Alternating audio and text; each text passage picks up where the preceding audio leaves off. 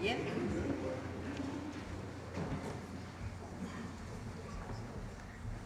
Bueno, hoy está con nosotros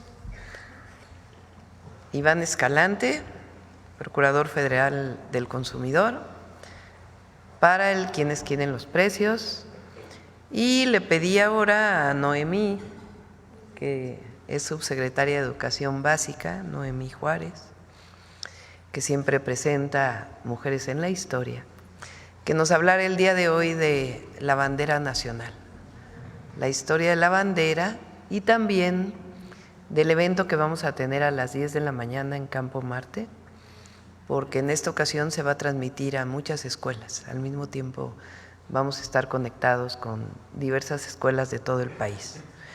Entonces, primero le damos la palabra a Iván y luego a Noemí y luego ya contestamos sus preguntas. Adelante, Iván. Y bueno, por supuesto, está Diana Aurora, que presenta al cierre el humanismo mexicano. Gracias, Presidenta. Muy buenos días a todas y a todos.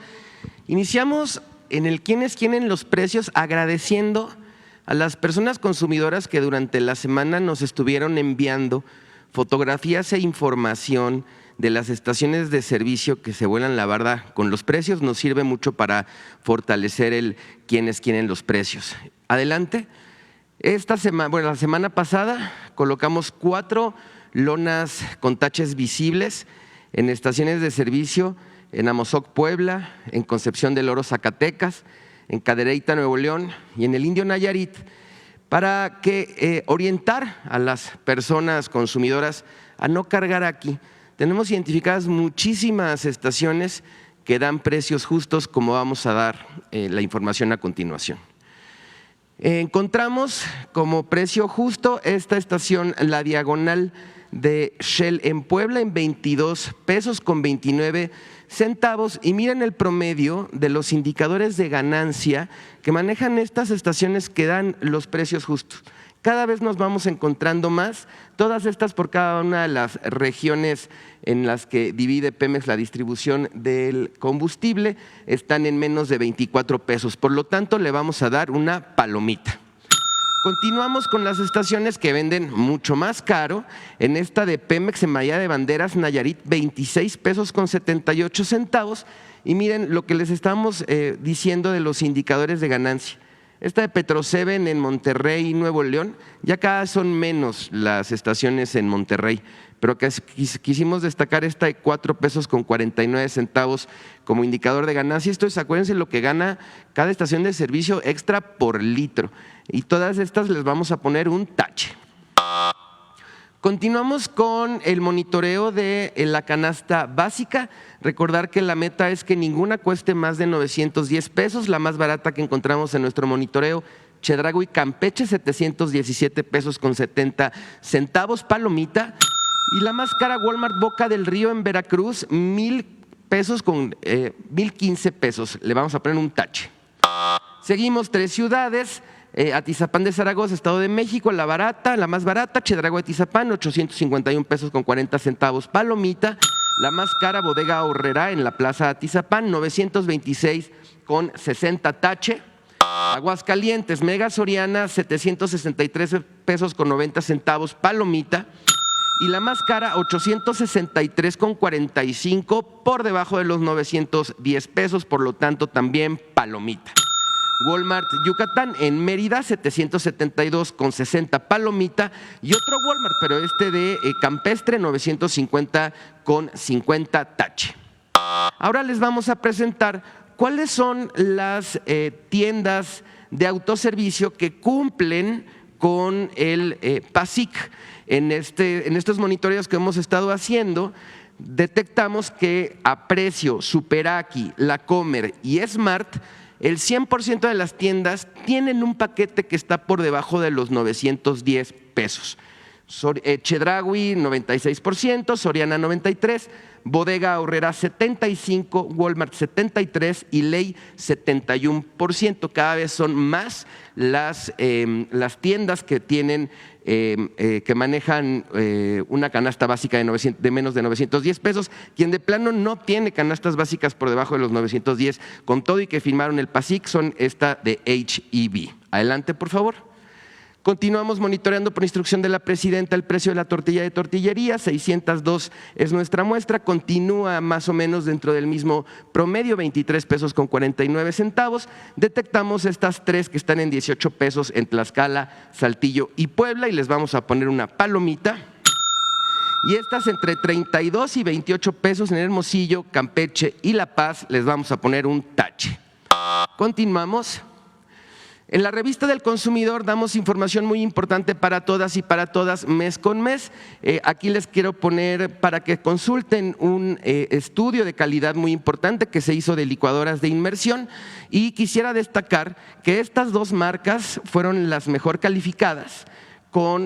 Pasaron muy bien pruebas de molido, de ruido, pruebas de licuado y pruebas de seguridad, pero miren la diferencia de precio. Y es más o menos las mismas características, pero con una diferencia de precio de 3,441 pesos. Esto se los comento para que puedan consultar el estudio completo en la página de internet y tomar una mejor decisión al momento de adquirir este y otros electrodomésticos. Seguimos. Tenemos muy buenas noticias para las personas que les gusta asistir a eventos y a festivales. A partir de la pregunta del reportero de Publímetro de la semana pasada, revisamos que el banco que le da la marca a este sistema en festivales y eventos solo actúa como patrocinador, por lo que llamamos de inmediato a UCESA y llegamos al acuerdo que en los eventos y festivales en los que ellos operan, Gran Premio de la Ciudad de México, NASCAR, los festivales EDC, que acaba de ser el fin de semana, Vive Latino, Tecate Emblema, Arre, Corona Capital y Flow Fest, ya no venderán el dispositivo cashless, ya no cobrarán comisión por precarga y ya no cobrarán comisión por retorno de dinero. Adelante, por favor. Finalizamos con los consejos Profeco de la semana. 1, infórmate sobre las marcas de gasolina regular que se vuelan la barda. Sí hay proveedores que tienen precios justos. 2, conoce las cadenas de supermercados que sí cumplen con el acuerdo de ofrecer una canasta básica en menos de 910 pesos. 3, consulta el estudio de calidad de licuadoras de inmersión en la revista del consumidor de febrero. Puedes ahorrar mucho. Elige informado. 4, recuerda, en los festivales y eventos no deben cobrarte para ejercer tu derecho al consumo. Nuestras redes sociales y nuestra página de internet. Muchas gracias, muy buenos días. Noemí. Muy buenos días a todas y a todos. Es un gusto saludarles al inicio de la semana. Como bien menciona la presidenta, la doctora Claudia Sheinbaum Pardo, el día de hoy se llevará a cabo un evento simultáneo en en una parte importante de las escuelas de nuestras entidades federativas. Es una transmisión simultánea en el que se les va a entregar banderas a escuelas de distintos niveles de educación básica. Aquí en Ciudad de México se llevará a cabo en Campo Marte a las 10 de la mañana y en otras entidades, por ejemplo en Guerrero, pues es muy importante que se realice en Iguala, ¿no? Uno de los espacios más simbólicos de nuestra bandera nacional. El día de hoy, 24 de febrero, de acuerdo con la ley sobre el escudo, la bandera y el himno nacionales, estos tres elementos constituyen a nuestros símbolos patrios y nos dan identidad como mexicanas y mexicanos, pues representan la historia de los pueblos y de los valores nacionales. Pensemos en los colores que conforman nuestra bandera. El verde, que originalmente representaba la independencia, hoy simboliza la esperanza de alcanzar todo aquello que deseamos como mexicanas y mexicanos: paz, educación, vivienda, alimento, un mejor futuro. El rojo, que originalmente significaba la unidad, también hoy ha transitado hacia la sangre derramada por las heroínas y héroes nacionales que en cada batalla y en cada escaramuza y en cada fortificación, en cada loma y en cada trinchera y en las ciudades dieron su vida para que conformemos hoy esta nación. Y el blanco, que en su momento significó la religión, pues también hoy nos habla acerca de la unidad de todo un pueblo que tras más de 200 años de historia se ha mantenido fiel a una sola consigna: la defensa de la libertad y de nuestra soberanía. Hablar de la historia de nuestra bandera también es hablar de la historia de las transformaciones. Recordemos estos primeros estandartes, como los liderados por el ejército insurgente, la bandera doliente, el estandarte doliente de Miguel Hidalgo, yo creo que es uno muy, muy simbólico, las de José María Morelos y Pavón, pero si hablamos de las características de nuestra bandera como la conocemos actualmente, pues tenemos su primer antecedente en esta bandera del ejército trigarante de 1821, en febrero, en Iguala, que fue el sastre y barbero José Magdaleno Campo quien tuvo a bien su diseño. En ese momento la bandera, las columnas eran de manera diagonal, con una estrella dorada al centro, y todavía los colores no son como los conocemos actualmente.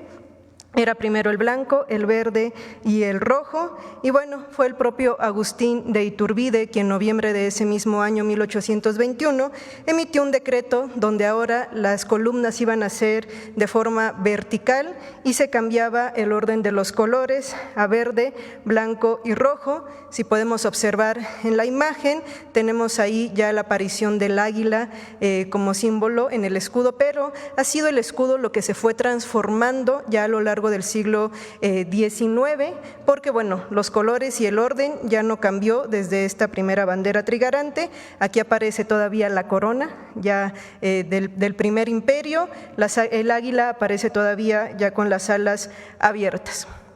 Las siguientes banderas las tenemos también ya en un antecedente importante con nuestra primera República Federal. Recordemos que México cumplió recientemente 200 años como nación, y aquí ya aparece la serpiente, el águila devorando la serpiente. No quiero hacer aquí en qué va a terminar la sesión de hoy, pero bueno, la cápsula dedicada pues nos va a explicar más sobre este importante símbolo.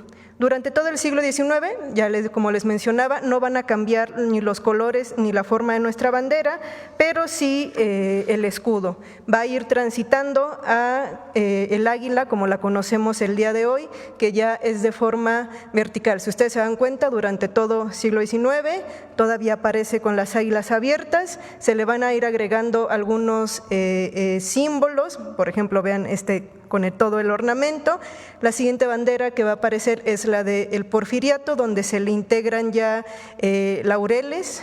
Las alas cada vez están más abiertas, pero va a ser otro momento muy importante en 1917, bueno, un poco antes, un decreto en 1916 con Venustiano Carranza, donde ya se va a oficializar más el escudo como lo conocemos. Si ustedes se dan cuenta, este es el escudo con Venustiano Carranza, ya el águila está de perfil, se mantiene el águila, se mantiene la ornamenta, y a partir de aquí ya no cambia el perfil de nuestro escudo, que sin duda es otro elemento fundamental de nuestra bandera, el cual es una alegoría que nos remonta hasta la fundación de México Tenochtitlan y nos recuerda la historia del pueblo mexica, plasmada desde el Códice Boturini o la tira de la peregrinación, que tras mucho marchar vio cumplirse esta profecía que había prometido enviar al águila como una señal de que era momento de edificar una capital.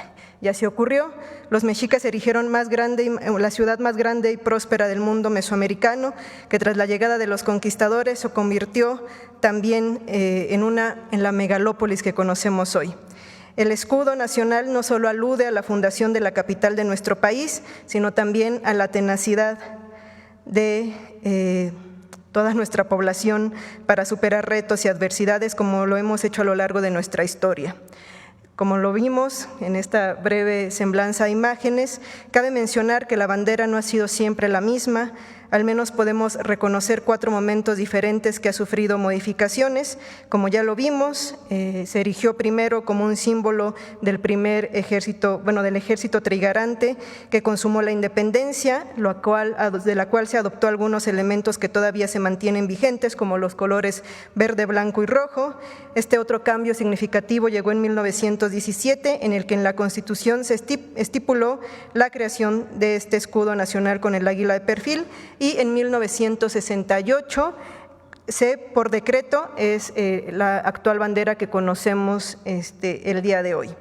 Así como nuestra bandera ha tenido diversas transformaciones, también nosotras como pueblo de México, como sociedad, nos hemos reinventado sin dejar atrás nuestra esencia, costumbres y tradiciones, las cuales perviven, al igual que los colores de la bandera, el emblema del águila y la serpiente.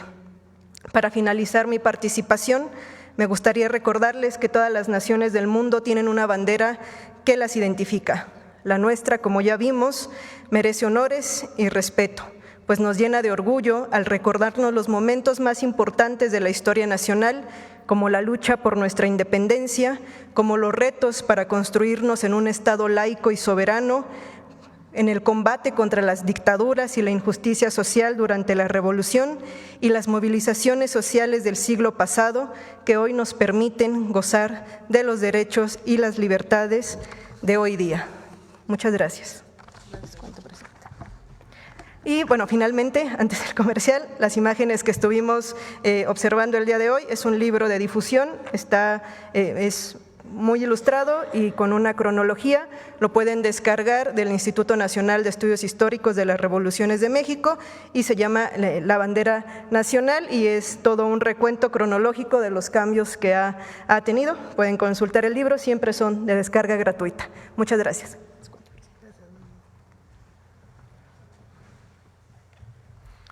Bueno, 24 de febrero, Día de la Bandera. Vamos con las preguntas. A ver, ¿por dónde empezamos? A ver, por acá.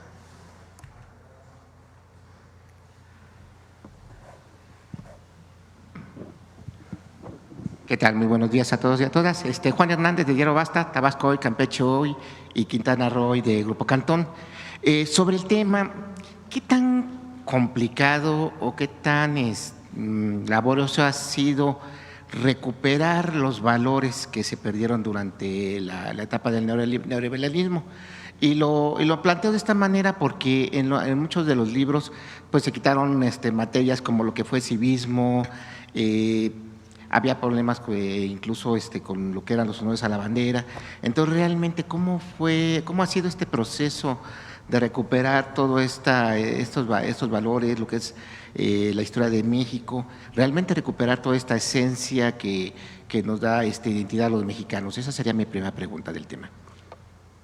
Durante todo el periodo neoliberal dejó de, yo diría, dos cosas. Uno, de reconocerse a nuestros héroes y heroínas, incluso en el bicentenario de la independencia y la revolución, surgió pues una corriente que quería denostar al padre de la patria, Miguel Hidalgo y Costilla, al propio Morelos, de la revolución no se diga.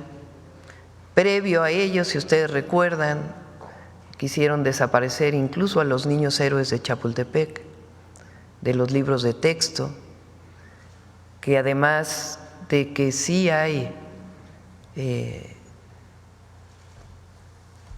pruebas históricas de que existieron los niños de Chapultepec, los héroes, estos jóvenes que defendieron con su vida la soberanía y la independencia de México frente a la invasión de los Estados Unidos. Todo ello era parte pues de una visión, pienso yo, en donde para ellos México no era ejemplo, quizás hasta les avergonzaba nuestra historia nacional y miraban a otros lados, a otros países. Bueno, en aquella época incluso se habló del fin de la historia. Y con la transformación, con la cuarta transformación, el objetivo no solamente es rescatar, recuperar la historia, nuestros héroes, nuestras heroínas, sino muchos héroes que no fueron reconocidos tampoco previo al periodo neoliberal. Muchos héroes y heroínas, dirigentes sociales que representaron la lucha por las libertades, por la democracia, en contra del régimen de un solo partido y que nunca fueron reconocidos, inclusive fueron encarcelados. Entonces nos corresponde recuperar el valor, la historia de nuestro país, la memoria histórica, recuperar y reconocer los pueblos originarios previo a la llegada o a la invasión de los españoles, antes después los 300 años de colonia. Entonces, recuperar el origen y recuperar también la historia desde la independencia hasta la fecha. Y también durante la época de la colonia, que hubo muchísimas héroes valerosos que pelearon por la defensa de nuestro México. Entonces, es muy importante reconocer la historia, la memoria histórica, la bandera como un símbolo que nos agrupa, un símbolo de independencia, de soberanía, de historia. Yo creo que todos, cuando vemos la bandera, pensamos en aquella historia de los niños héroes, pero también, fíjense, la primera vez que aparece el águila sobre un nopal o una nopalera es con Morelos. No tenía los tres colores, el verde, blanco y rojo, pero tenía al águila sobre un nopal. Si uno piensa, Morelos es un gran personaje de nuestra historia. Él escribe los sentimientos de la nación, pero en este símbolo, de alguna manera, es como reconocer que para que México sea independiente, tiene que reconocer también su legado histórico de los pueblos originarios. Y entonces recupera la historia de los mexicas y Huitzilopochtli y lo que significaba que llegara ese pueblo a esta zona con esta historia de que llegan a un lugar en donde hay un águila devorando una serpiente encima de un nopal. Entonces es un símbolo muy grande la bandera, y hoy recuperar nuestra historia y sentirnos orgullosos de ser mexicanos y mexicanas. Se puede decir que con la llegada de la 4T no solamente hay una revelación de las conciencias, sino también es una reivindicación de lo que es la historia y el pueblo de México. Es que la revolución de las conciencias tiene que ver con la historia. Un pueblo que no conoce su historia difícilmente puede mantener, procurar y luchar por su independencia y soberanía. Gracias. En una segunda pregunta, doctora, pues todo este fin de semana, el bloque opositor, contrarios a lo que es su gobierno, pues se dieron vuelo con el tema del abogado de Juan Pablo Penilla Rodríguez, donde, intentando relacionarlo con su gobierno, con Morena, incluso con otros gobiernos, muestran una foto de un reconocimiento que le fue otorgado en San Lázaro, y pues todo esto pues se lo atribuyen a su partido, pero ya conforme va pasando el tiempo, pues van saliendo algunas cosas a flote, ¿no? Una de ellas es de que esta foto que fue mencionada fue hecha en una premiación de una legislatura pasada. Esto fue a petición de la entonces diputada del PAN, María Teresa Castel, que le otorgó un reconocimiento a Juan Pablo Penilla Rodríguez como embajador internacional por la paz. Esto pues en el Salón de Legisladores del Palacio Legislativo. Pero más allá de todo esto, me gustaría conocer su opinión referente precisamente a cómo han estado utilizando la figura de este abogado, en donde él ya sale a desmentir que no ha tenido ninguna relación con el Mayo Zambada, y también incluso sus abogados también han mencionado esto. Todo eso lo han utilizado pues para empañar su gobierno, pero pues para hacer ver algo que no es. ¿Conoce su opinión sobre esto? Sí, primero no conozco a la persona, pero sí es importante aclararlo, porque sale una fotografía ahí en donde ni sé exactamente en qué lugares, pero en la campaña, en los recorridos que hace uno por el país, pues se saca uno fotografías con muchísima gente. Tan solo en este fin de semana, viernes, sábado y domingo, pues han de haber sido, no sé, 2,000 fotografías, 3,000 fotografías, 4,000 de muchísima gente que se acerca a tomarse una fotografía, y cuando uno está en territorio, pues no sabe uno exactamente con quién se toma una fotografía.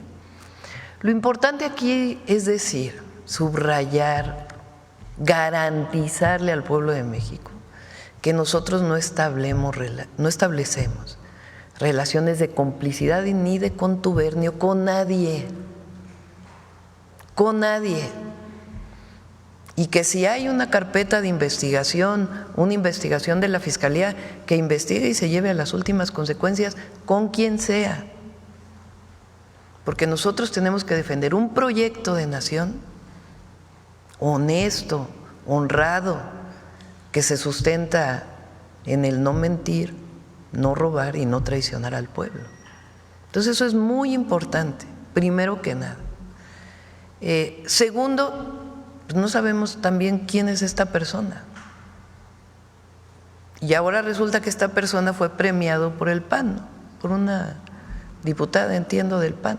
Así es. Entonces, pero lo más importante, aquí no se establecen relaciones de complicidad con nadie. Como decía Juárez, nada ni nadie por encima de la ley. Y eso es lo que nos da fuerza, lo que nos da autoridad. Entonces eso por encima de todo. Y si hay investigaciones contra esta persona u otra persona cualquiera, que proceda siempre las fiscalías estatales o la Fiscalía General de la República. Le preguntaba eso porque al final de cuentas todo el fin de semana lo estuvieron pues sí, utilizando redes sociales, se activaron los hashtags. Pero fíjense que no tiene, hay un equipo que nos ayuda a ver cuánto de la red X sobre todo son bots. Los bots son cuentas generadas artificialmente que replican una noticia para hacerlo tendencia. En X una tendencia pues es de cuántas veces y qué tan rápido se repite un hashtag, una frase.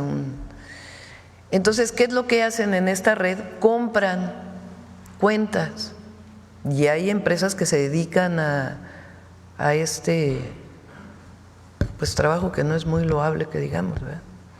En donde se inventan cuentas y entonces empiezan a subir de manera automática a la red. Entonces, de un estudio que hicimos, 70% eran bots de este fin de semana.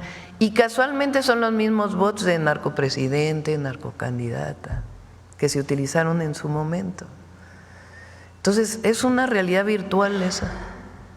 No tiene nada que ver con lo que piensa la gente. Ya cada vez influye menos esa red social, por lo menos en México.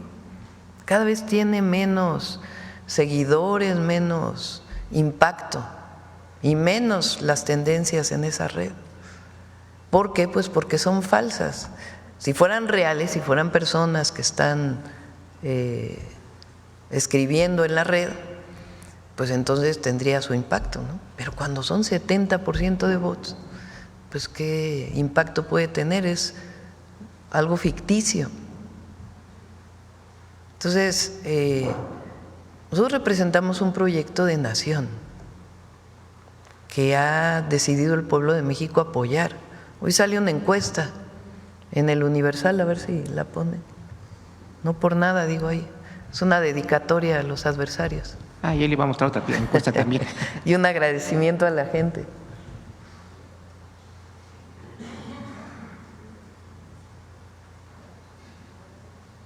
Y es el Universal, que no necesariamente es habla bien de nosotros, al revés. Pero ponle la pregunta.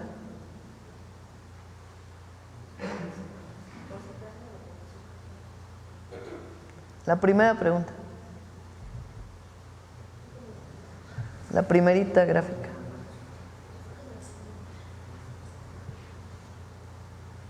Pero es que no viene la pregunta ahí. A ver, léanle la pregunta, ¿qué dice exactamente? Es que en la otra lámina, en la primera, ahí viene tal cual que preguntar. ¿Usted aprueba o reprueba el trabajo que está haciendo Claudia Sheinbaum como presidenta de la República? aprueba mucho algo, 80%. Reprueba mucho algo, 11%.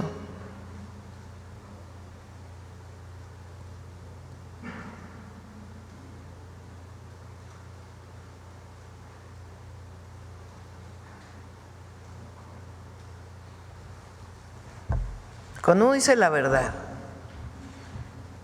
cuando uno está concentrado en gobernar y gobernar para la gente, cuando no hay nada más importante para uno que los principios y los compromisos que hicimos con el pueblo y cumplirlos a cabalidad, pues estas cosas son de un sectorcillo ahí que… Y luego resulta que la oposición reconoció a esta persona. Entonces…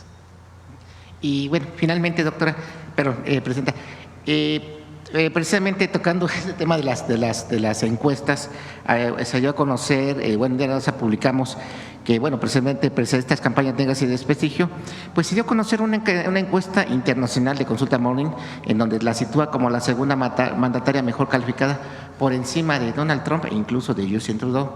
Esta encuesta, pues también el 2011, en el periodo pasado, pues situó al expresidente Andrés Manuel López Obrador pues como uno de los mandatarios mejor calificados a nivel mundial. Usted pues prácticamente está siguiendo esta misma tendencia, y se reconoce a nivel internacional todo lo que ha sido el trabajo de los mandatarios. Aquí están pues sí, encuestando a la gente, están midiendo políticas económicas, políticas sociales, o sea, están aprobando pues luego parte de su gobierno, o de lo que lleva su gobierno. También pues preguntarle qué opinión le merece que sea usted colocada como la mandataria mejor calificada de América. Pues agradecer a la gente y decirles que nuestro compromiso está cada día, 7 días a la semana, 24 horas del día, para servir al pueblo. Para eso nos eligieron. Muy bien, por acá y luego acá. Buen día, presidenta. Buen Manuel día. Pedrero, de los Reporteros MX.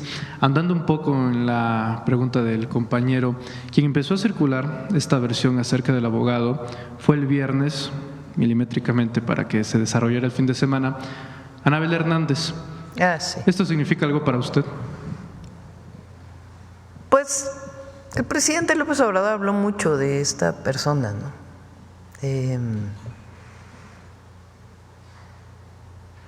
No tiene sustento lo que dice.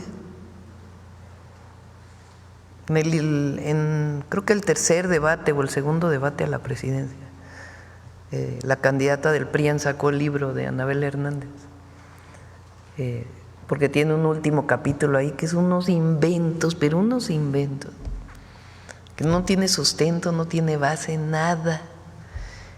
Y yo le dije, pues mejor, ¿por qué no leemos ciencia ficción, porque es un libro de ficción? Fíjense, esta persona es el testigo principal para que el juez de Barandilla del caso Ayotzinapa esté en los Estados Unidos. Una persona que tiene mucho que decir, porque hay pruebas de que ahí estuvieron algunos de los muchachos. ¿Qué tiene que hacer ella como el principal testigo para que el juez de Barandilla esté en los Estados Unidos del caso Ayotzinapa? Entonces, ella pues ha establecido una forma de periodismo, pues que no es periodismo, es ficción. Entonces, no es creíble para el pueblo de México. Ella perdió credibilidad hace mucho tiempo. Gracias, Presidenta. En una segunda pregunta, yéndonos un poquito más allá de México, la salud del Papa Francisco ha decaído considerablemente, según informa el Vaticano, y distintos mandatarios y líderes sociales a nivel mundial pues han expresado su solidaridad y deseándole una pronta recuperación.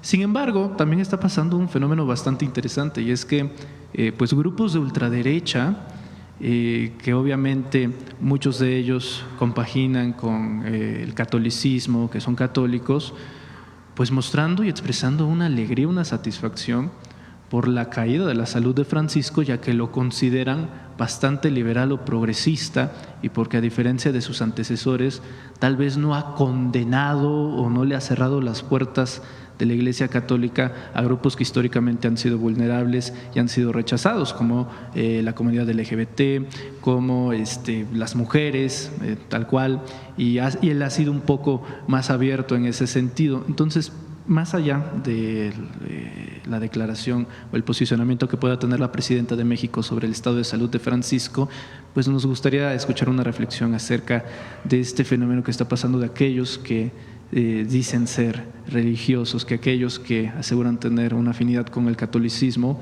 pues estén alegrando o encuentren cierta satisfacción con la caída de la salud de Francisco y ante todo lo que pueda derivar de ello. El Papa Francisco es un humanista, como lo escribía en el mensaje que escribí en mis redes sociales. Él tiene muchos textos, pero tiene 2 textos muy significativos de su pensamiento, 2 encíclicas, una dedicada a nuestra casa común, hablando de la protección a la naturaleza, que es algo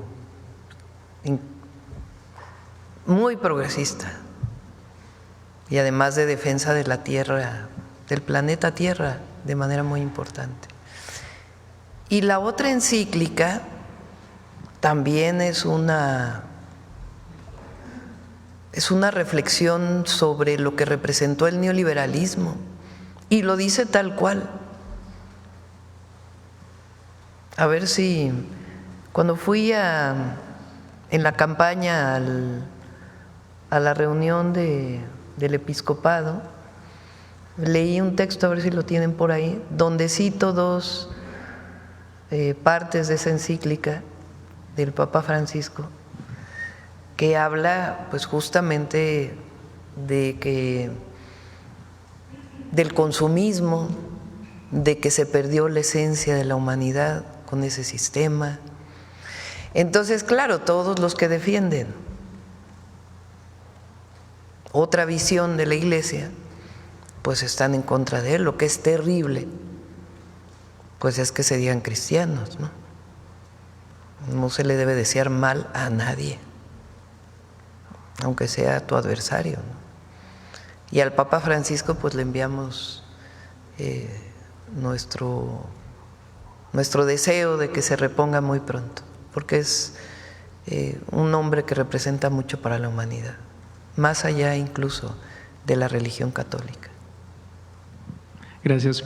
Y para finalizar, la semana pasada, ya que hablaban de la importancia de preservar las lenguas indígenas, las lenguas originarias, aquí en la Ciudad de México sucede algo interesante. La jefa de gobierno planteó la idea de que en las secundarias se empezase una materia de náhuatl para aproximadamente unas 70 secundarias, y esto generó una serie de comentarios, obviamente la gran mayoría vinculados a simpatizantes del conservadurismo y de la oposición, en las que señalaban de que no tenían ninguna especie de utilidad enseñar lenguas originarias, náhuatl, para ser precisos, porque en las empresas pues no es importante, no es un requisito. En empresas estadounidenses, ¿quién te va a pedir hablar náhuatl? No te piden hablar inglés. Entonces, preguntarle su posición acerca de este asunto como representante del Estado mexicano. ¿Cuál es el interés del gobierno, naturalmente, en preservar, en conservar, pero sobre todo para las nuevas generaciones en tener muy presente el tema de las lenguas originarias, los dialectos y demás en la educación pública, Presidenta? Mantener las lenguas es mantener la historia y mantener la identidad de la nación.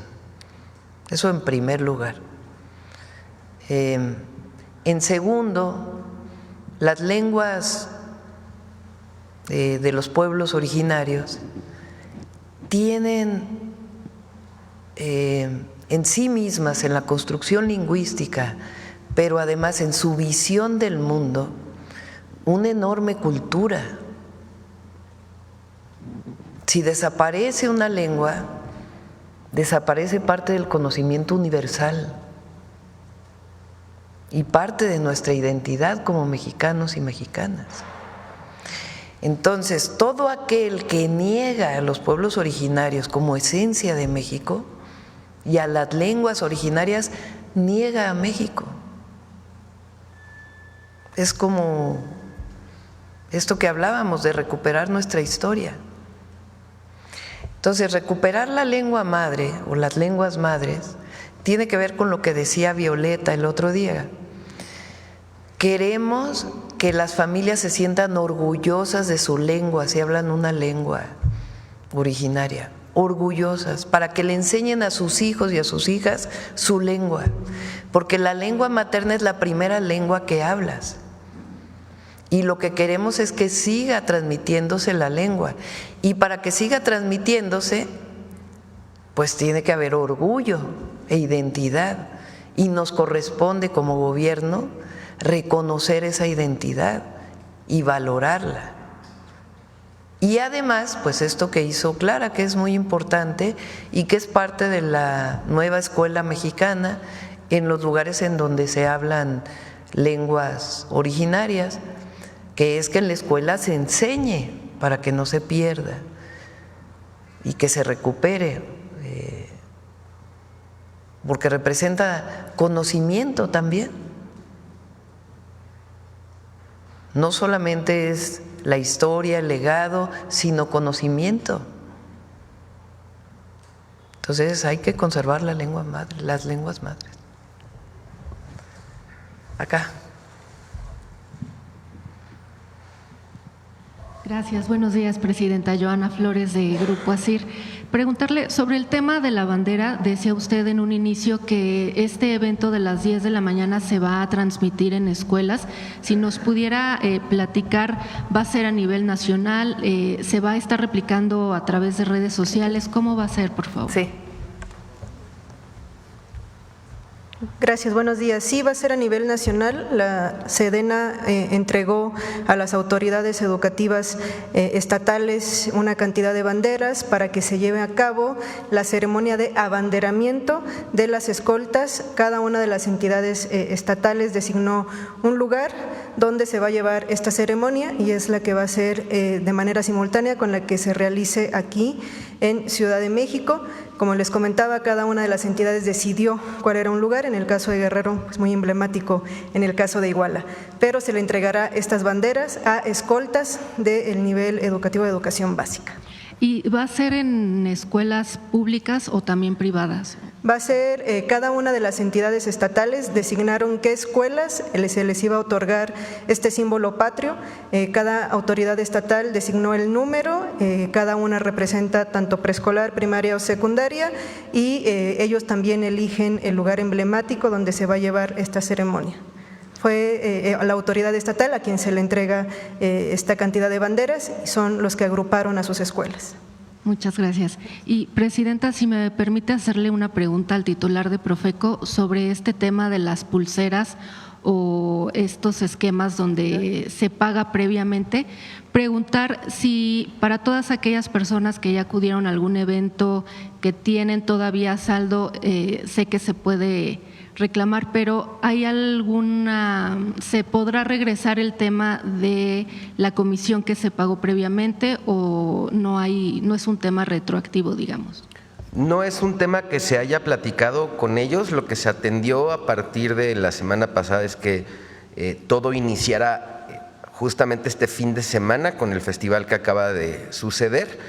Es como la primera vez. Lo que ellos nos dijeron era que ya estaban poco a poco retirando algunos cobros, mientras que hace unos 3 o 4 años cobraban por el cashless, por la precarga y por la devolución, ya habían estado retirando algunos. Y nosotros hicimos con el equipo una investigación, que fue la que les mostramos, en donde efectivamente algunos festivales y algunos eventos ya no cobraban alguno de estos conceptos. Entonces, lo que se habló fue que de aquí en adelante, y hay un tiempo que tienen las personas para hacer esta reclamación, entiendo que es posterior a 10 días, y después el sistema tiene un tiempo para también devolverlo. Lo que nosotros pedimos fuera que se redujera este tiempo, porque luego podía llegar a ser hasta después de 10 días. Entonces, la idea es que sea a partir de este fin de semana que pasó, hacia adelante los eventos que siguen.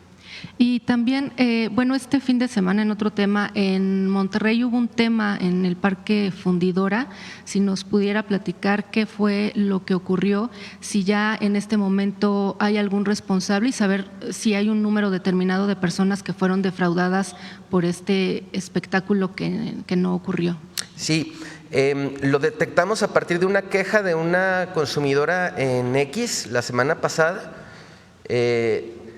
Nosotros no teníamos como que no iba a suceder el evento, inmediatamente nos pusimos en contacto con la gente del Parque Fundidora.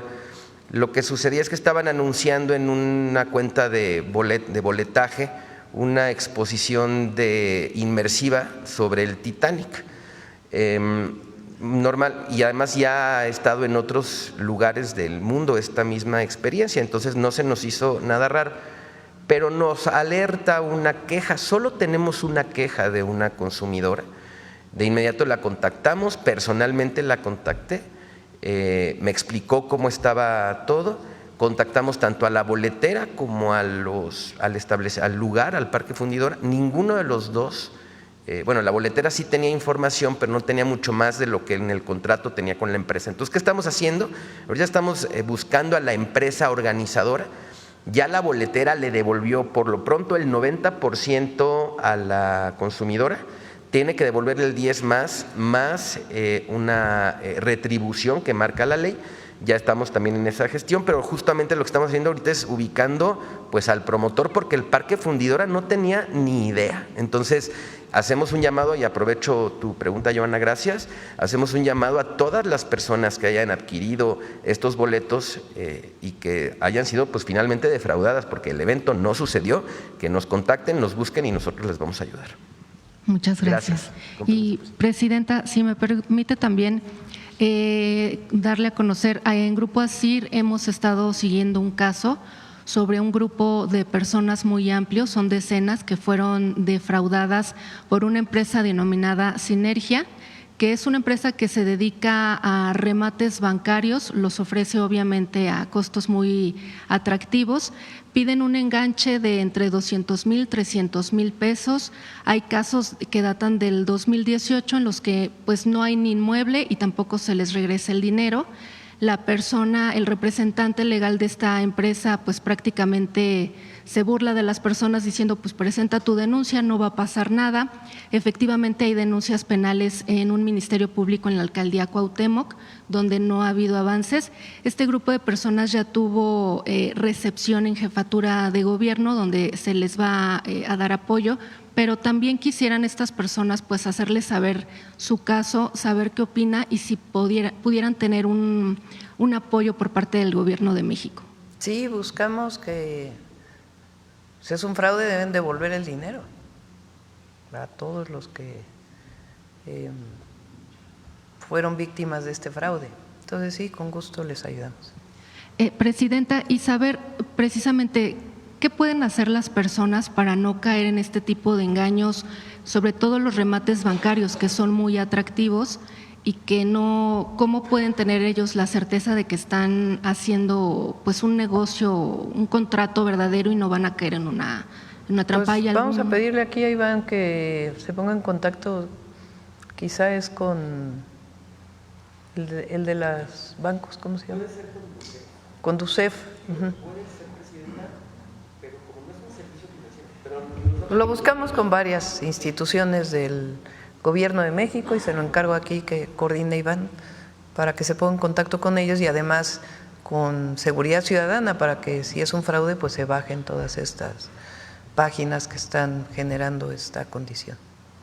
Gracias, presidenta. Y también otro tema que también hemos dado seguimiento en Grupo ASIR por 2 años, ya ve que nos gusta dar seguimiento, como el Hospital Coajimalpa. Bueno, en Grupo ASIR nuestro compañero… Bueno, tú lograste que se hiciera el Hospital Coajimalpa. Muchas gracias. No, bueno, usted también ayudó mucho.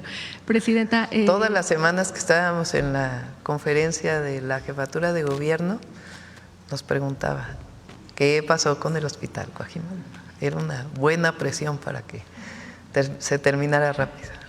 Muchas gracias, presidenta. Bueno, en este caso le ha tocado a nuestro compañero corresponsal de Chiapas. Hace 2 años, en febrero, pierde la vida un niño, el niño Damián, lamentablemente en su colegio. Cuando llegan sus papás se encuentran al niño mojado. Ellos pues tienen la certeza de que el niño murió ahogado. Sin embargo, las autoridades de este colegio, pues la versión era que se atragantó. Se borraron evidencias en su momento. Este caso también se expuso al expresidente López Obrador. Él también, bueno, pidió que se le ayudara a esta familia. Hubo apoyo, pero pues pareciera que no hay voluntad por parte de las autoridades en Chiapas, la Fiscalía, el Poder Judicial, saber también si pudiera haber un llamado. En este momento, bueno, está el proceso de juicios, pero no hay una sentencia y han pasado 2 años sin que haya justicia para este pequeñito. Sí, por supuesto, también apoyamos, con gusto. Muchas gracias. Gracias. Mira, les voy a leer lo del Papa. Es la encíclica de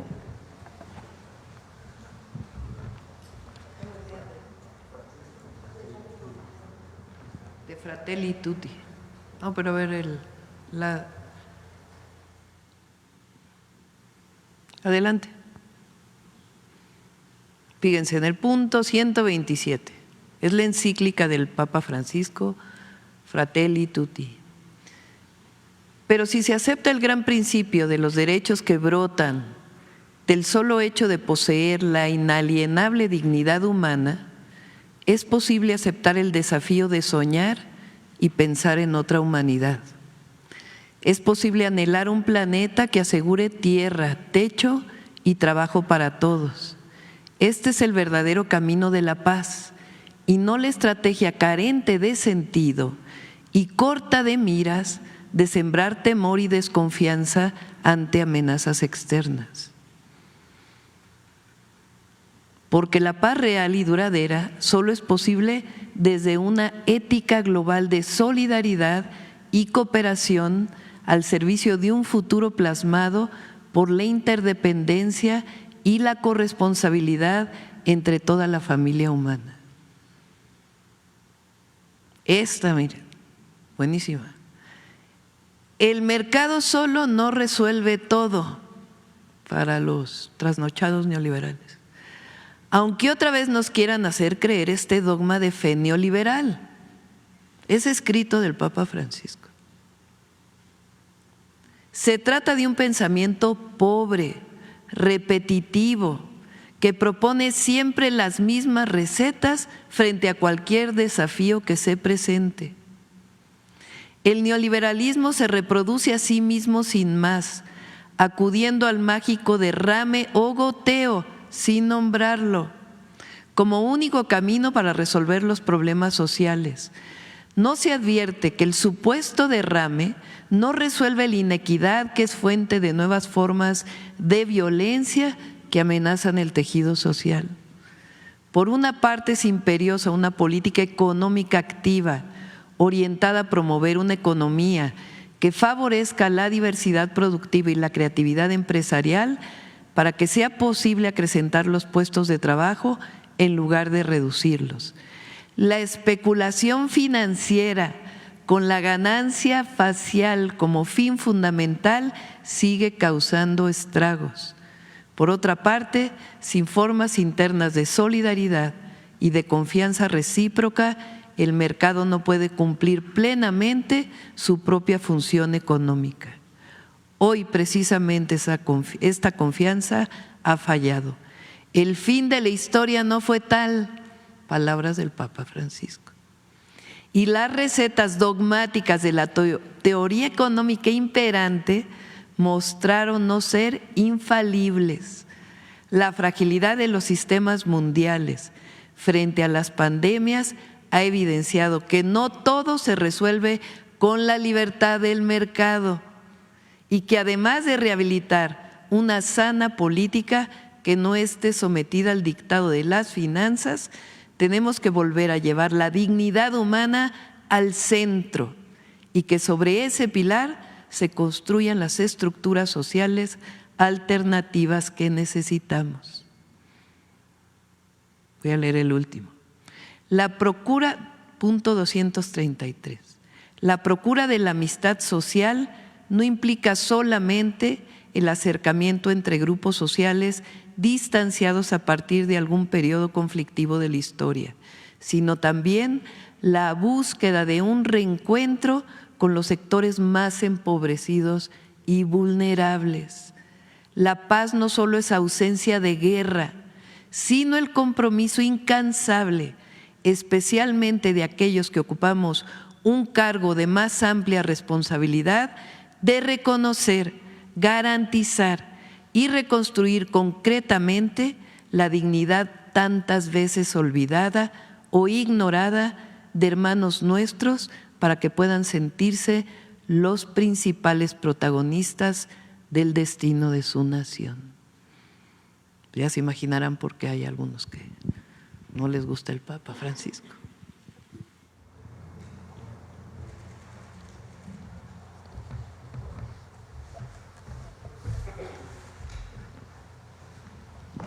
Gracias, Presidenta. Mara Rivera, de Enfoque Noticias.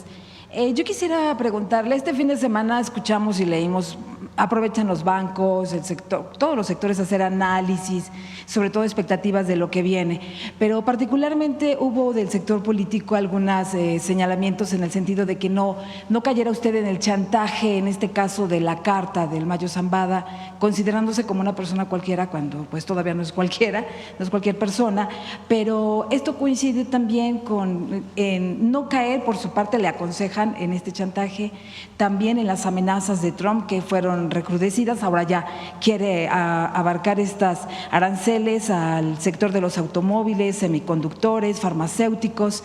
Entonces, un panorama que leen los analistas también del sector económico como pues difícil de centrar la atención a los problemas que hay, porque esto podría incluso complicar a su gobierno con el objetivo de la meta que se tiene de disminuir el déficit público del 2% del PIB, cuando están saliendo programas a lo mejor coyunturales, por ejemplo, el trasladar a 10,000 del personal militar pues a la frontera.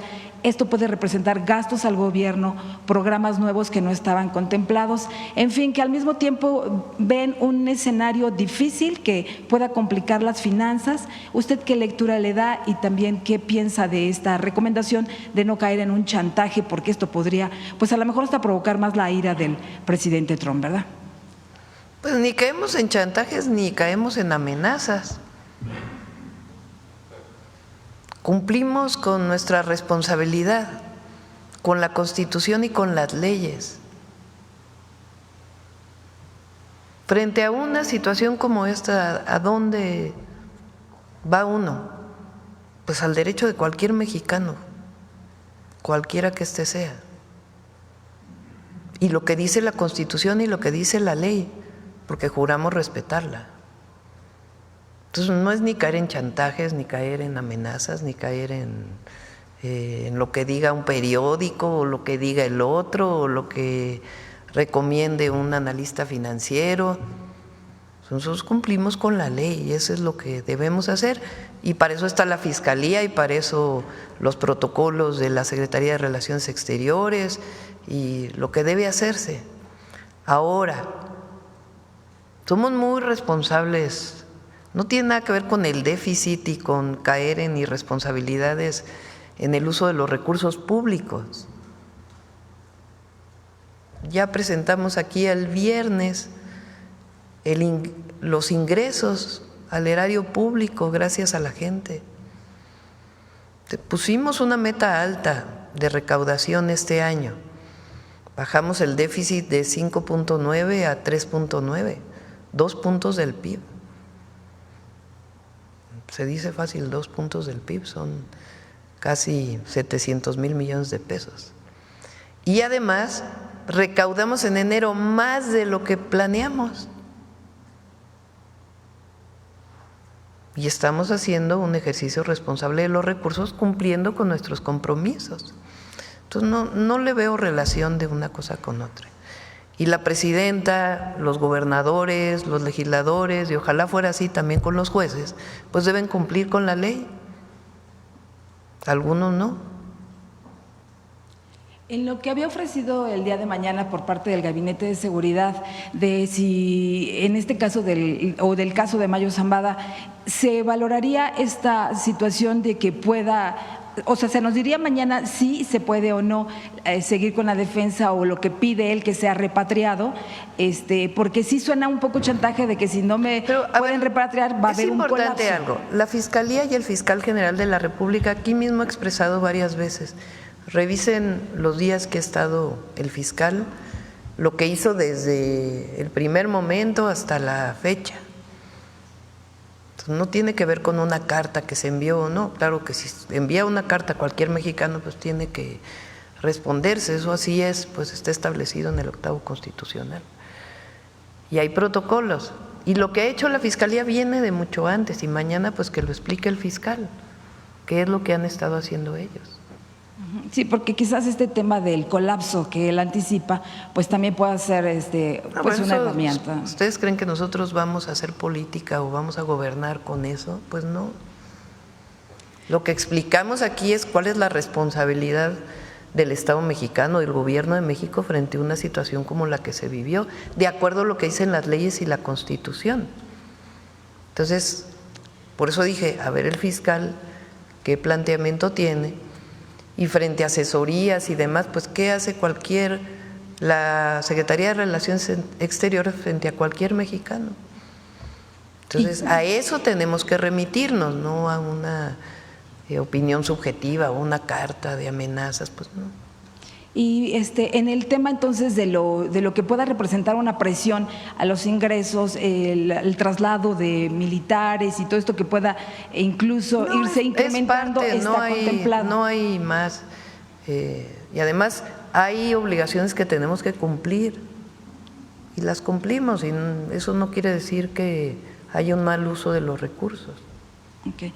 Ya por último, Presidenta, a pesar del decreto presidencial de enero respecto a prohibir esto de los vapeadores, cigarros electrónicos, pues la verdad es que hemos visto que estos se venden así abiertamente. No sé, Profeco, si tenga operativos contemplados o si esto tenga que ver también con amparos y todo esto a lo que acudieron, pero lo cierto es que no se ha cumplido este decreto, se siguen vendiendo abiertamente vapeadores, pero ahora hasta con la consigna de que ya hay uno que no produce cáncer, que incluso tiene el 90% de su contenido magnífico para la salud. O sea, el caso es de que no se cumple este decreto, se están vendiendo estos en farmacias, en los Oxxos, en tiendas de conveniencia. Pues no sé si tenga que ver esto con los amparos o por qué unos sí y otros no se están vendiendo en el mercado. Tiene que salir la ley secundaria, que ya está trabajando la Consejería Jurídica,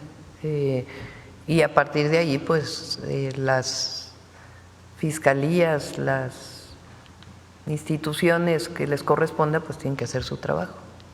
¿Eso no hay tiempo? No, ya tiene que estar muy pronto. Okay. Gracias. Tiene que ver con las penas frente a alguien que venda algo que está prohibido en la Constitución. No, ni siquiera estamos metidos en esto. Por eso repito, es un asunto de la Fiscalía, que nos tiene que explicar qué es lo que ellos tienen y que han estado investigando. Sí. Muchas gracias. Buenos días a todas y todos, Presidenta. Buenos días, Julio Sánchez de Uno TV. Yo quiero abordar varios temas que tienen que ver con la relación con los Estados Unidos y en primera instancia una de las preocupaciones es el tema del fentanilo. Quisiera preguntar si tiene en el gobierno información sobre el consumo de estas drogas o sustancias en nuestro país y cuál sería, digamos, pues el balance, a diferencia de lo que ocurre en los Estados Unidos, que allá dicen hay una crisis de salud pública. Sí tenemos información, se hizo una encuesta, digamos que no coincide la tendencia con lo que venía antes, entonces va a ser una nueva encuesta con el Instituto Nacional de Salud Pública, un análisis, una investigación. Hay distintas informaciones que tenemos. Uno de ellos es de los centros de atención del, ¿cómo se llama? Centros de integración juvenil. ¿será? Centros de integración juvenil. No sé si está por ahí, a ver si la tiene. En esa es de las personas que reciben, a lo mejor no es tan representativa, pero sí es una imagen, digamos, de lo que está pasando. En el caso del fentanilo, aunque hay, no es una droga que su consumo se está incrementando en nuestro país. Hay un problema con metanfetaminas, que ya estamos preparando la campaña y todo lo que tiene que ver con ello. Aún así, de todas maneras, el nivel de consumo de drogas en México es mucho menor que el nivel de consumo en los Estados Unidos, que fue esto de la segunda conversación que tuve con el presidente Trump. Hemos tenido 3 llamadas de teléfono, 2 previas a que asumiera la presidencia ya como presidente electo y la última que tuvimos ya como presidente en la Casa Blanca Constitucional. En la segunda llamada justamente hablamos del tráfico de fentanilo, en la tercera también, pero en la segunda fue donde él hace este reconocimiento de que yo le planteé la campaña que estamos haciendo contra el consumo de fentanilo. Y también lo que le planteé, que es cierto, le dije es que en México nos protegemos, hay valores. Yo creo que el hecho de que los jóvenes permanezcan más tiempo con las familias en México ayuda a que estén pendientes los padres y madres de familia del consumo.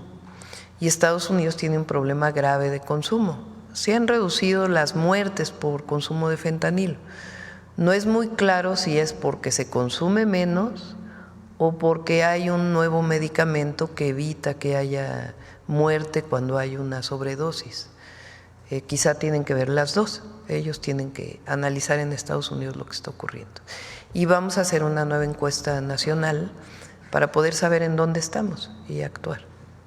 ¿Esa encuesta cuándo se va a hacer este mismo año? Con el Instituto Nacional de Salud Pública.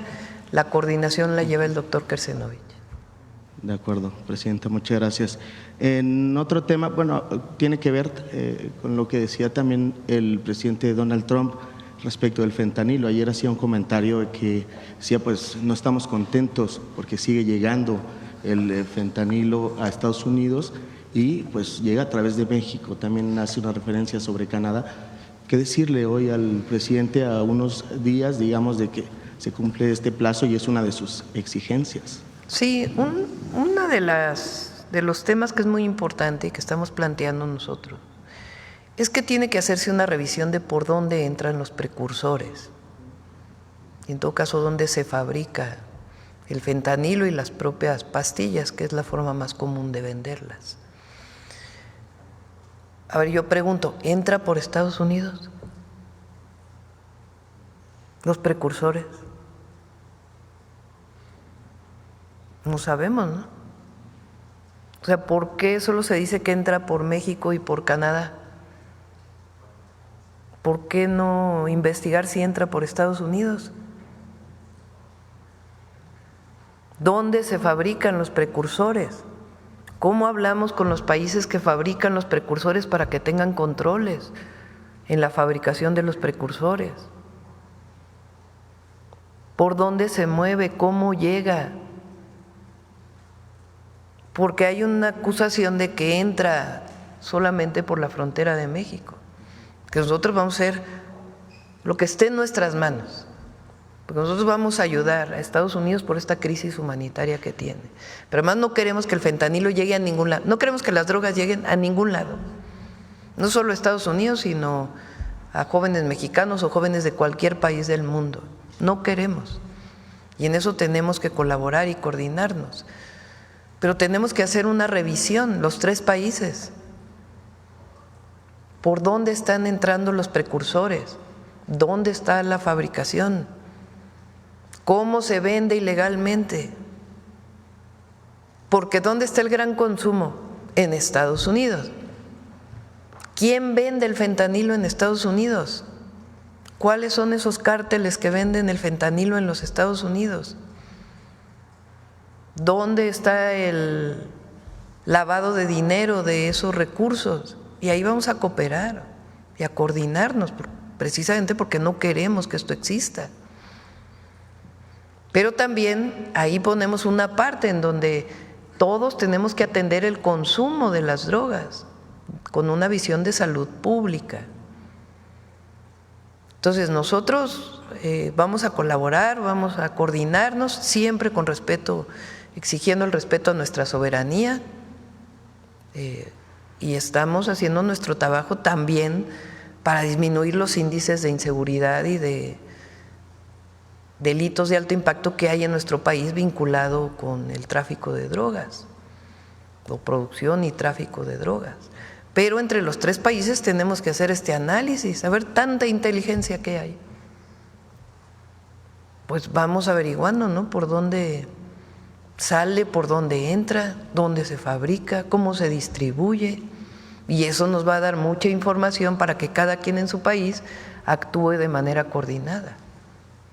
Entonces, eso es lo que estamos planteando y es parte de los acuerdos que estamos teniendo en estas conversaciones, que esperamos pues que esta misma semana, que es el lunes, ¿el lunes qué día es? Es 3, ¿no? 3, sí. O sea, este viernes pues necesitaríamos estar llegando ya a acuerdos importantes, ¿no? Estaría, si es necesario, buscando otra llamada por teléfono con el presidente Trump, lo que haga falta pues para llegar a un acuerdo.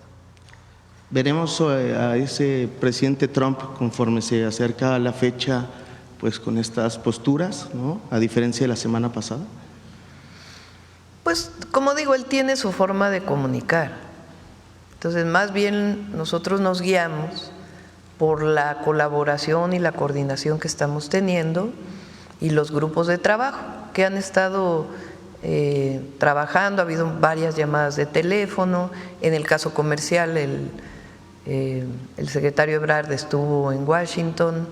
Entonces, en todos los temas hay comunicación y lo que necesitamos pues es cerrar este acuerdo, que yo creo que estamos en condiciones de hacerlo. De acuerdo, Presidenta. Ya la última, y agradezco mucho sus respuestas. Preguntarle el tema del Mayo Zambada. Decía usted que si envían cartas, algún ciudadano que pueda estar en algún proceso, se da respuesta. En este sentido, en este contexto, ya se entró con acciones consulares con el Mayo Zambada y algún acercamiento con su equipo legal. ¿Se ha platicado con él al respecto, dado que él insiste? ¿Con quién? Con el equipo del Mayo Zambada. No, se contesta por carta, cuando hay una petición por carta, cuando llega al consulado, como debe ser, pues es así. Pero además quiero decirles, esta persona tiene órdenes de aprehensión en México. Sí. O sea, porque ahí los adversarios y los pseudoperiodistas andan diciendo que los protegemos. Pues ¿cómo?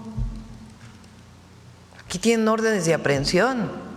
El asunto es cómo se llevan las cosas, que tienen que estar en el marco de la ley, de la Constitución y de las relaciones internacionales. Pero aquí nadie protege a un delincuente, nadie. O sea, tienen que enfrentar él y otras personas que hayan cometido delitos, pues tienen que enfrentarse a la justicia en México o en otros países.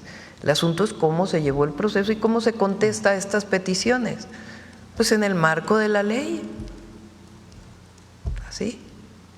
Pero entonces, si ya hubo una respuesta a su se equipo, están poniendo de acuerdo la Fiscalía con… que es parte que hace Sí, la y hay Fiscalía. protocolos de cómo se contesta y no hay, digamos, nada fuera de lo normal.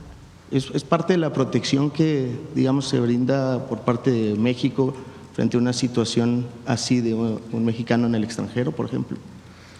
Todos tienen derecho a apoyo consular, siempre, E incluso cuando nosotros no tenemos pena de muerte, no, además no creemos en ello.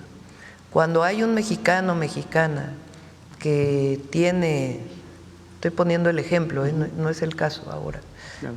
Pero para cualquier mexicano o mexicana se le da apoyo consular en el caso de que esté sometido a un juicio en donde la resolución que pide un juez es pena de muerte.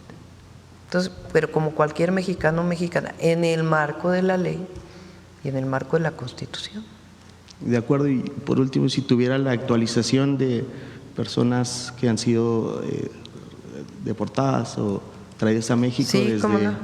que a ver si muchas gracias, esta ahí, presidente. si la tienen. Mira, este es elaboración propia con información del Sistema de Información Epidemiológica del consumo de drogas de los centros de integración juvenil. El verde es cannabis, el rojo punteado son metanfetaminas, el azul es alcohol y luego ya vienen más abajo tabaco, cocaína, crack. No aparece aquí ni siquiera el fentanilo, ¿no?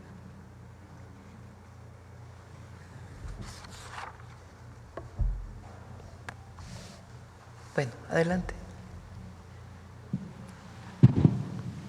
Gracias, presidenta. Muy buenos días. Rocío Jardines, de W Radio y Teleurban. En primer lugar, comentarle y preguntar si usted ya ha podido ver un asunto que se le trajo aquí por parte de organizaciones civiles del proyecto Saguaro. No sé si le suena, es un proyecto que tiene la empresa México Pacific, le estamos dando seguimiento en W Radio. Dicen estas personas que para esta construcción que se está planteando de un gasoducto de Sierra Madre y la terminal de liquefacción de gas natural en Saguaro, donde se asegura que se va a afectar a las ballenas y también al clima del Golfo de California. Se pretende disminuir los espacios para que entren buques de hasta 300 metros de largo, lo cual dicen pone en riesgo la vida de las ballenas y también los ruidos, incluso puede terminar con muchas de esta especie y muchas especies marítimas. También saber si usted ha podido ver este asunto. Sabemos que una organización la organización Nuestro Futuro trajo este tema a la presidencia, le trajo una petición que está firmada por 215,000 personas. No conozco en particular, o sea, sí conozco el proyecto, no conozco en particular más allá de saber que existe el proyecto, y lo está viendo la Secretaría de Medio Ambiente y Recursos Naturales. Ellos pues tendrán que hacer un análisis profundo con manifestaciones de impacto ambiental para saber si es viable o no es viable. Todavía no se determina entonces. No. Gracias, presidenta. También saber cómo van las pláticas con el gobierno de Estados Unidos. ¿Qué pasó en este acercamiento que tuvo el secretario de Economía, Marcelo Ebrard, con el secretario de Comercio, Howard Lutnick, ya que se dice, presidenta, que en este acercamiento se le solicitó a México que imponga unos aranceles de 20% a China, precisamente para continuar con los diálogos y evitar el impuesto de 25% de Estados Unidos? A ver si esto es verdad, presidenta, si ya se le dio respuesta. Tuvieron una primera reunión y lo que acordaron es seguir trabajando esta semana. Se queda un equipo de la Secretaría de Economía en Washington. Los van a acompañar algunos compañeros de Secretaría de Hacienda para estar trabajando con la Secretaría de Comercio de los Estados Unidos para poder establecer acuerdos. Nosotros lo que establecemos es que hay que priorizar, lo he dicho desde el principio, la relación y el acuerdo comercial con los Estados Unidos, y pedimos a Estados Unidos que priorice su acuerdo comercial con México y con Canadá en el llamado TEMEC. Y nosotros siempre hemos planteado, incluso lo hizo el presidente López Obrador, puso aranceles con países en donde no tenemos tratados comerciales. porque finalmente, incluso dentro del marco de la Organización Internacional de Comercio, lo que se establece es justamente eso, pues, priorizar en aquellos lugares donde tienes acuerdos de libre comercio frente a otros donde no tienes. Entonces nosotros con China, por ejemplo, no tenemos un acuerdo de libre comercio. Hay otros países asiáticos con los que tampoco tenemos acuerdos comerciales. Entonces, bueno, hay acuerdos comerciales, pero no de libre comercio. Entonces es parte de lo que se está trabajando en este grupo de trabajo. ¿Pero México aceptaría esta condicionante de Estados Unidos, Presidenta? Pues es que no es condicionante de Estados Unidos. El asunto es llegar a un acuerdo que permita proteger y garantizar que no haya aranceles entre nuestros países, que continúe el acuerdo comercial y en todo caso inicie la revisión del tratado comercial que tiene su fecha en el 2026 y que puede iniciar ahora, darle prioridad a este acuerdo comercial y en todo caso ver cómo entre los tres países nos fortalecemos frente a otras regiones del mundo. Eso es lo que hemos estado planteando desde el primer día que llegamos a la presidencia. Es parte también del proyecto que ya tenía el presidente López Obrador y en ese sentido no planteamos en particular China, sino aquellos países con los que no tenemos acuerdo comercial. Entonces, es algo que incluso en la conversación que tuve con el presidente de China en el G20 se lo planteé. Por supuesto que con China pues hay una relación cultural de tiempo y de muchos otros temas. En el tema comercial se lo comenté, nosotros tenemos el tratado comercial con Estados Unidos y esa es una de nuestras prioridades. Gracias, presidente. Y por último, nada más saber unas precisiones sobre este tema de este abogado Juan Pablo Penilla. Lo dijo a través de un comunicado la dirigente de Morena, que se buscó en la base de datos del partido, no se encontró relación porque se señalaba que había tenido pues relación directamente con la campaña de usted en 2024. Se niega esto, sin embargo, pues hubo unos documentos que presentó Jorge Triana, el panista, donde pues sí se veía una firma del gobernador de Tamaulipas, Américo Villarreal, donde pues lo llevaba entre sus asesores. Después él negó, dijo que bueno, se eliminó de inmediato, sin embargo, bueno, la firma ahí está. ¿Usted va a solicitar o cree que sea necesario que haya una investigación dentro de los equipos, tanto de Morena, como a lo mejor de otros gobiernos, si existe realmente una relación con él? Usted dice que no lo conoce, sin embargo parte de su equipo u otros políticos de las filas de Morena que pueden sí conocerlo, ¿sería necesario llamarlos a investigar que realmente no haya una relación, tras las fotografías que se observa que ha tenido, pues algunas estuvo presente en algún evento del presidente López Obrador, en reuniones con legisladores, etcétera? Gracias, presidenta. Como lo dije, nosotros no establecemos relaciones de contubernio con nadie. Y si la Fiscalía investiga, que investigue hasta cualquier persona. Nosotros nunca estamos por encima de la ley con nadie. Entonces no establecemos ninguna relación ni de complicidad, ni de contubernio con nadie. Si la Fiscalía tiene que investigar, que investigue. Contestó el gobernador de Tamaulipas, contestó también Luisa María Alcalde, y resultó aparte que además pues fue premiado por una legisladora del PAN. Entonces, pues, si hay algo que investigar, que se investigue. Bueno, creo que ya cerramos porque vamos aquí, la última. Buenos días, presidenta. Víctor Bárcenas, Radio Educación. Preguntarle, ya la parte de la elección judicial avanza con la consolidación de la impresión de las boletas y esta reunión que mantuvieron directivos del INE, la presidenta junto con la secretaria de Gobernación y el titular de la Secretaría de Seguridad Ciudadana para consolidar la seguridad del propio proceso. ¿Qué expectativas ve usted respecto de esta elección? Si ya no hay obstáculos que puedan afectar el desempeño que pueda tener esta elección para que se lleve a cabo por primera vez en el país. Y además, si ya usted llamaría a los participantes, a los candidatos, candidatas a estos cargos de elección, a tener un comportamiento a la altura del proceso mismo? ¿Algún mensaje que tendría para ellos? Pues que participe mucha gente, que todos los mexicanos y mexicanas salgamos a votar el 1 de junio. Ya no hay Ayer dije que va a ser el día de la democracia. Pero ya no hay obstáculos entonces para la propia elección como tal. No, ninguno. Ya incluso, de veras no le pregunté a Rosicela hoy que cómo son las boletas. La vi ahí que estaba en una fotografía con con las boletas, que estuvo en una reunión con los consejeros y consejeras del INE. Entonces ya el 1 de junio y todos a salir a participar, a ejercer nuestro derecho a elegir por primera vez al Poder Judicial. En el asunto del Mayo Zambada, ¿existirá algún tipo de disyuntiva respecto de si se queda ya y no es extraditado a México? El temor de que pueda vincular algún tipo de relación de la clase política en algunos niveles de gobierno con el narcotráfico y que estas informaciones afecten la imagen del gobierno federal. Pues nosotros no tenemos temor de nada de eso, porque no establecemos relaciones de contubernio con nadie, y que se actúe en el marco de la ley y la Constitución.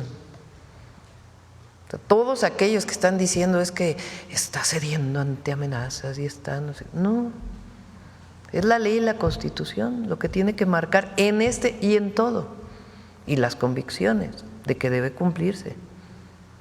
Entonces, ya que nos platique el fiscal y ya que en su momento lo que haga la Secretaría de Relaciones Exteriores con base en sus protocolos y lo que siempre ha hecho y lo que está en el marco de la ley, pues ya que se establezca. Finalmente, presidente, le pregunto en relación a la elección en Alemania, ganó la ultraderecha con Friedrich Merz. ¿Qué importancia tiene que una oleada contraria al pensamiento que ustedes manifiestan de izquierda gane más poder en un entorno global? Bueno, hay que ver cómo van a quedar las coaliciones ahí primero, ¿no? Que es un gobierno parlamentario, ¿no? Entonces se tienen que hacer coaliciones para poder definir. Ahora, pues obviamente mejor hay que seguirlas, una visión humanista. La medida que hay una visión humanista que deje atrás el racismo, el clasismo y que construya sobre la base de la igualdad, entonces vamos a tener un mundo mejor. Gracias, presidenta. Gracias a todas y a todos. Vamos con Humanismo Mexicano.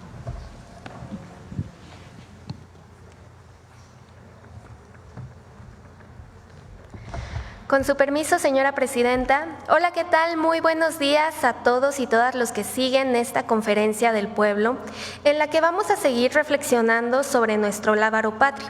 Y para ello me gustaría comenzar platicándoles un poco del escudo de nuestra bandera, el cual proviene de un poderoso símbolo del México antiguo. Verán, esta conocida imagen para todos nosotros del águila parada sobre un nopal se remonta a mucho tiempo atrás.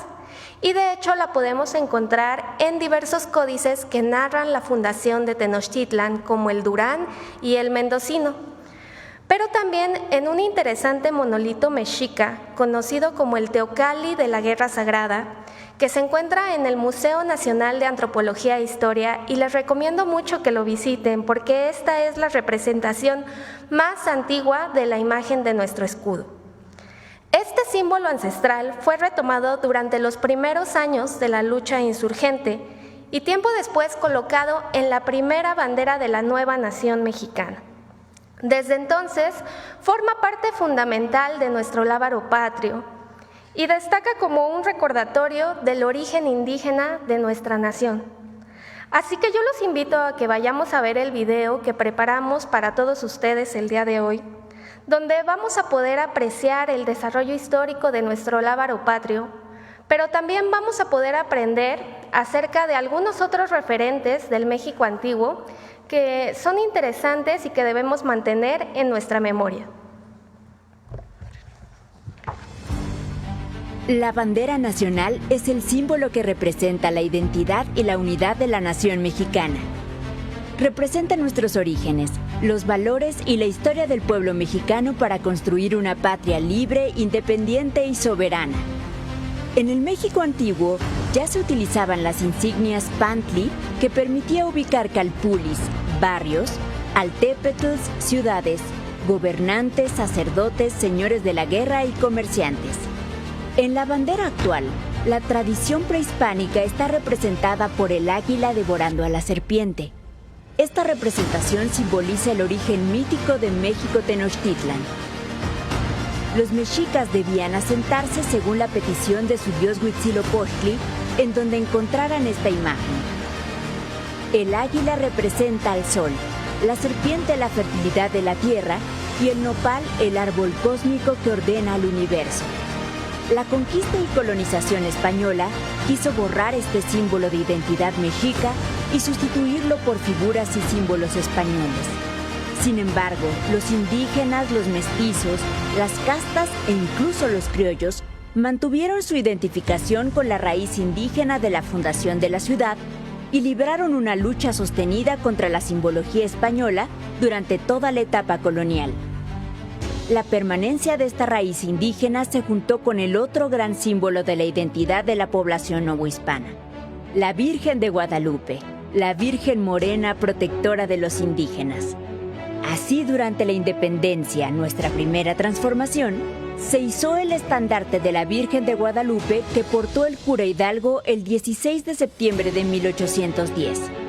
Por su parte, Morelos fue el primero en incluir el símbolo mexica del águila y el nopal en el centro de su bandera, utilizada desde agosto de 1812 con la palabra Unión.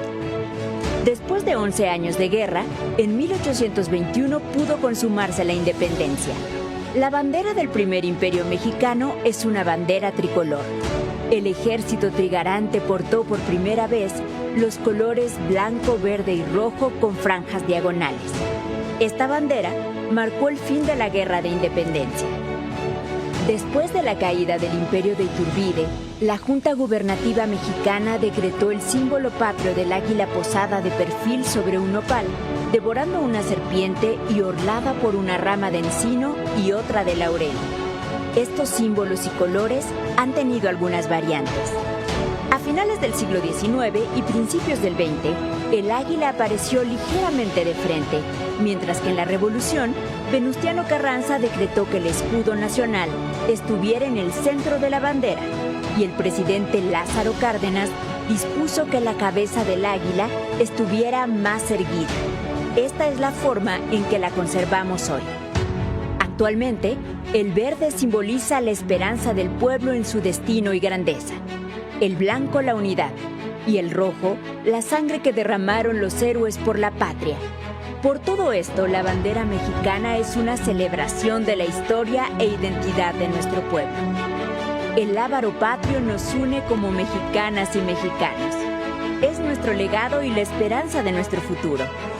Es lo que mantiene en alto todos los días, ondeando en el viento, los valores del humanismo mexicano.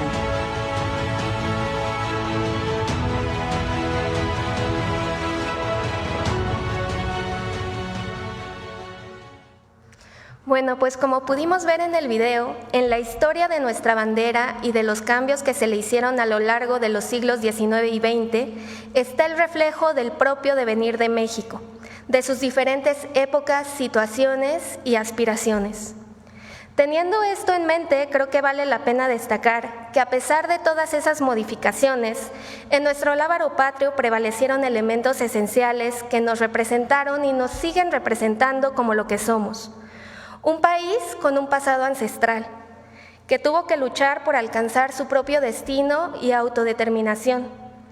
Una nación con esperanza en el presente y en el futuro, y sobre todo unida ante la adversidad, hoy más que nunca bajo los principios del humanismo mexicano. Muchas gracias, Presidenta. Gracias, buen día. Nos vemos al rato.